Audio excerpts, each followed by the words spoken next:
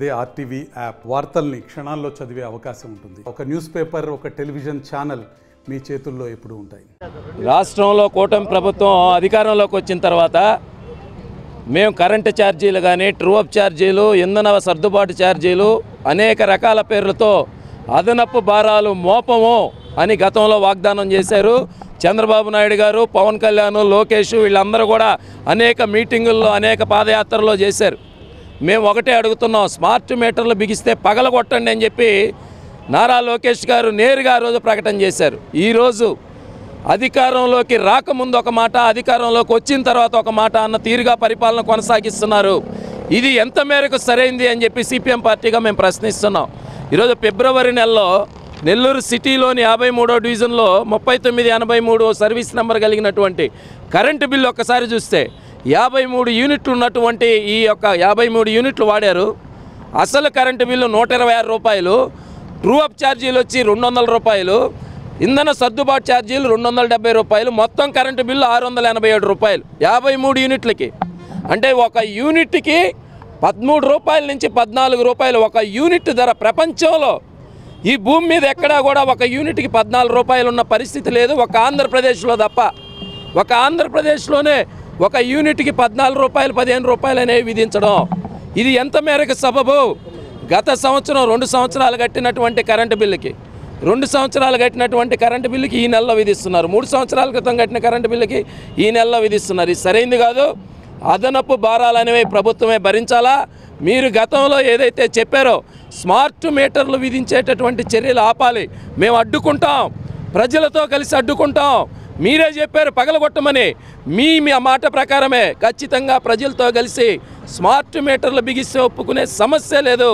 ఈ అదనపు భారాలు ప్రభుత్వం భరించాలా, కరెంటు ఛార్జీల భారాన్ని ప్రభుత్వం మీద నుంచి తగ్గించాలా అని చెప్పి సిపిఎం పార్టీగా మేము డిమాండ్ చేస్తున్నాం.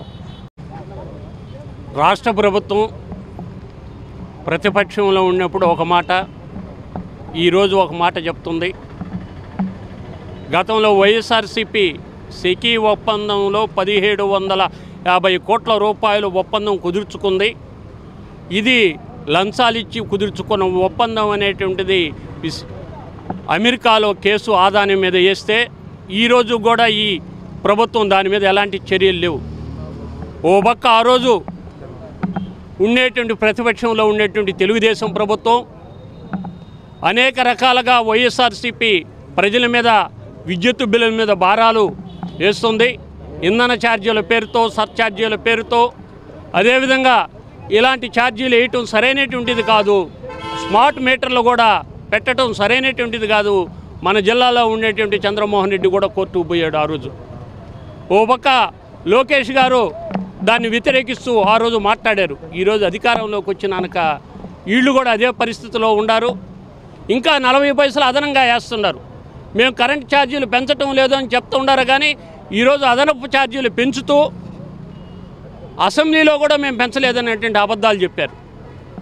అయితే గతంలో ఏదైతే ఒప్పందం కుదుర్చుకున్నారో ఆ ఒప్పందాన్ని రద్దు చేసేదానికి మీరు చర్యలు తీసుకోవాలని సిపిఎం పార్టీ 6 రొట్టాల నుంచి చర్చ జరుపుతుంది.